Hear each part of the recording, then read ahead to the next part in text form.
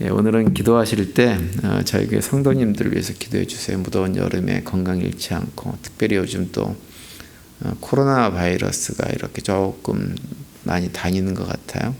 그래서 코로나 바이러스로 인한 어려움 겪지 않도록 기도해 주시고, 또 이제 7월 중순 이후가 되어져서 한국에서 여행 일정을 마치고 돌아오시는 분들이 많이 계십니다. 마무리 잘하고 건강하게 돌아올 수 있도록 성도들을 위해서 기도해 주시기를 바랍니다. 오늘 보실 말씀은 예레미야 33장 14절에서 22절까지 말씀입니다. 예레미야 33장 14절에서 22절까지 말씀을 저랑 한 절씩 교독을 하시겠습니다. 여호와의 말씀이니라. 보라, 내가 이스라엘 집과 유다 집에 대하여 일러준 선한 말을 성취한 날이 이르리라. 그날 그때 내가 다윗에게 한 공의로운 가지가 나게 하리니 그가 이 땅에 정의와 공의를 실행할 것이라. 그날에 유다가 구원을 받겠고 예루살렘이 안전히 살 것이며 이 성은 여호와는 우리의 의라는 이름을 얻으리라. 여호와께서 이와 같이 말씀하시니라.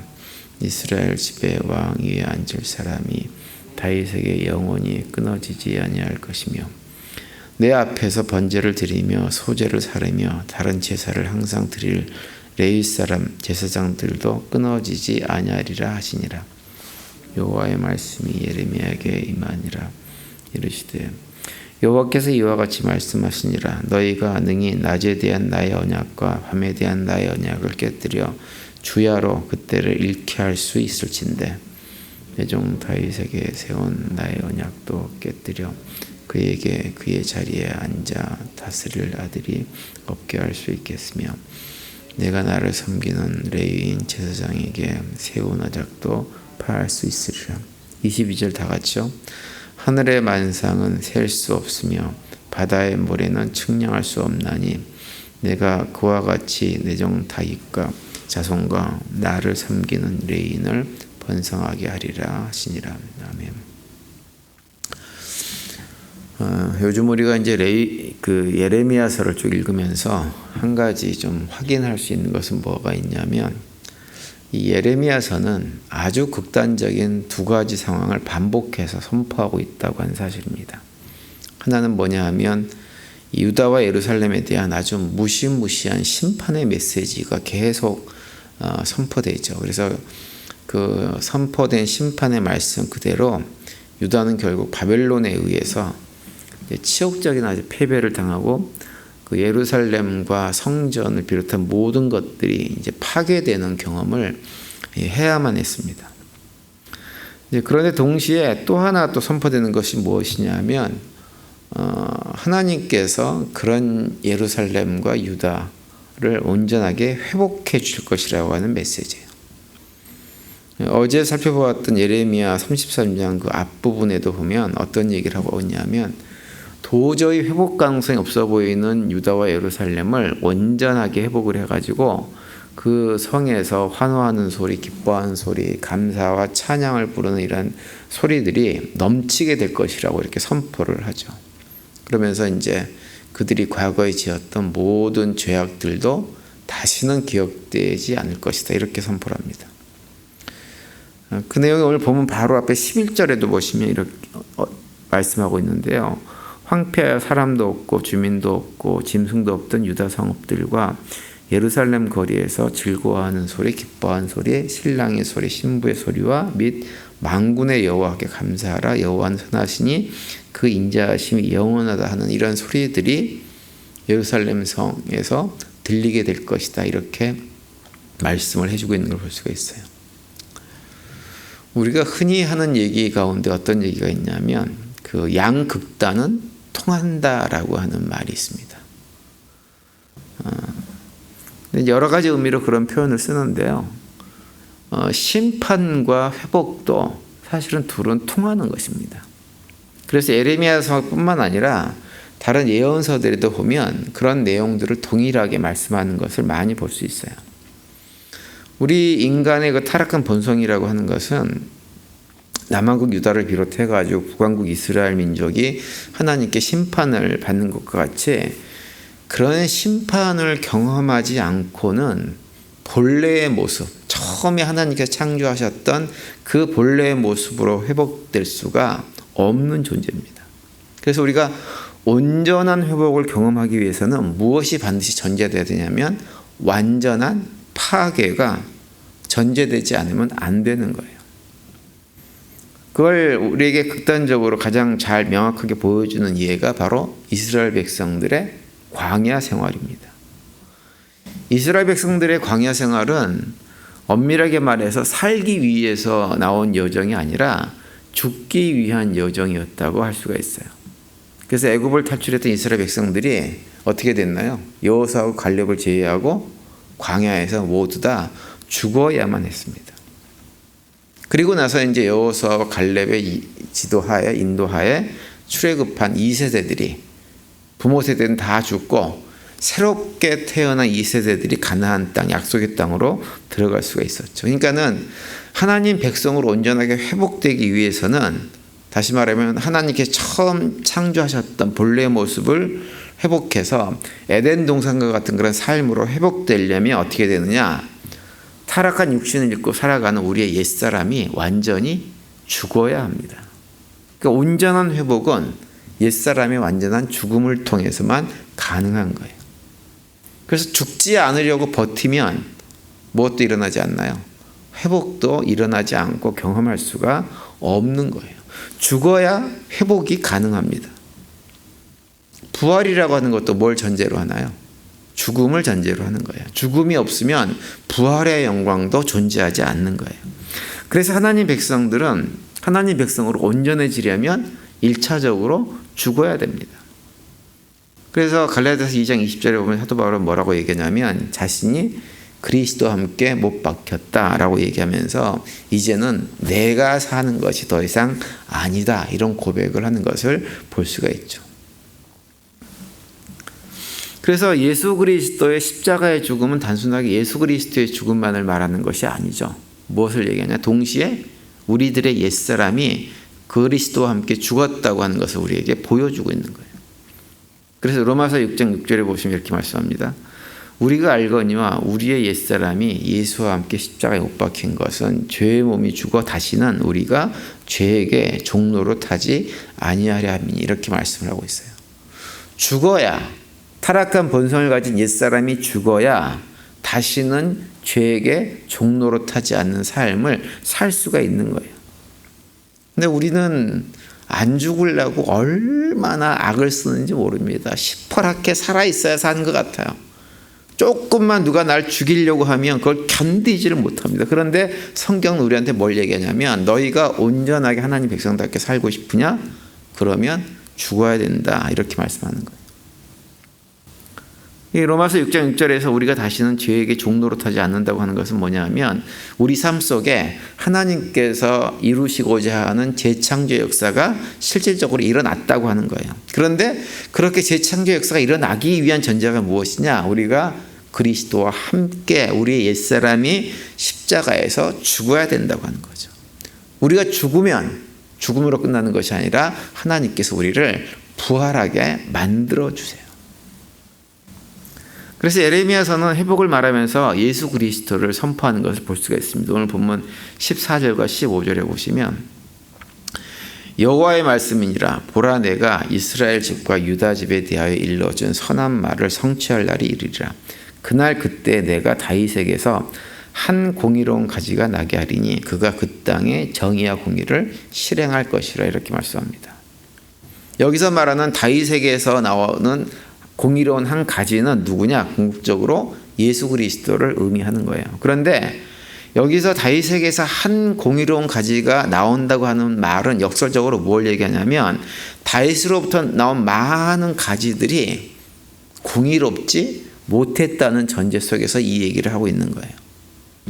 다윗의 가지라고 하는 것은 다윗 이후에 이스라엘 특별히 남하고 유다를 통치했던 여러 왕들을 얘기합니다.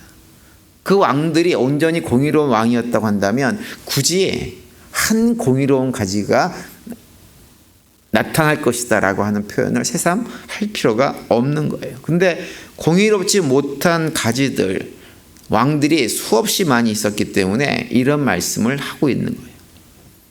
물론 중간중간에 다윗을 닮은 그래도 나름대로 정직하고 성실하고 신실하게 믿음 생활을 했던 그런 왕들이 있었지만 어떤 측면에서 그런 것이지 온전하게 공의로운 왕들은 아니었습니다. 심지어는 다윗 왕 자신조차도 온전히 공의로운 사람이었느냐? 그렇지 않았다고 하는 거 우리가 너무나 잘 알고 있어요. 다윗은 이스라엘 역대 왕 중에 가장 선하고 의로운 왕, 하나님 마음에 합한 왕이었지만 그러나 그에게도 큰 허물이 있었어요.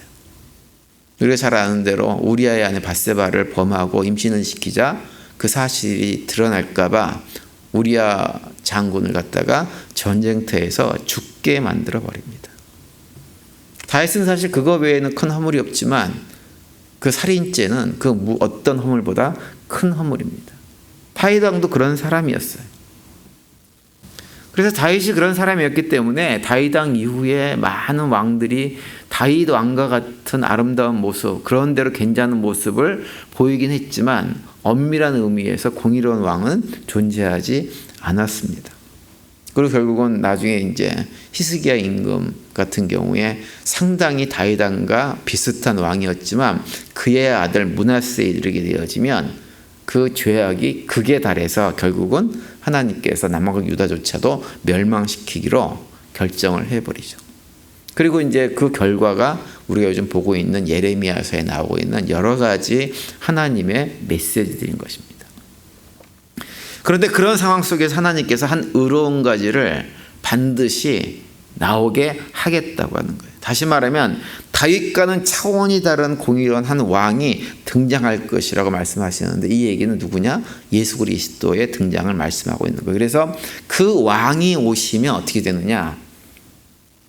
여러 가지 공포와 두려움 속에 있는 예루살렘 성이 이제는 안전하게 되어지고 그 왕이 오셔서 많은 사람들로 하여금 진정으로 주님을, 하나님을 자신의 주님으로 고백하게 만드는, 찬양하게 만든 일이 일어날 것이다. 이렇게 말씀을 하고 있는 거죠. 그 말씀이 16절입니다. 그날에 유다가 구원을 받겠고 예루살렘이 안전히 살 것이며 이 성은 여호와는 우리의 의라는 이름을 얻으리라 이렇게 말씀합니다.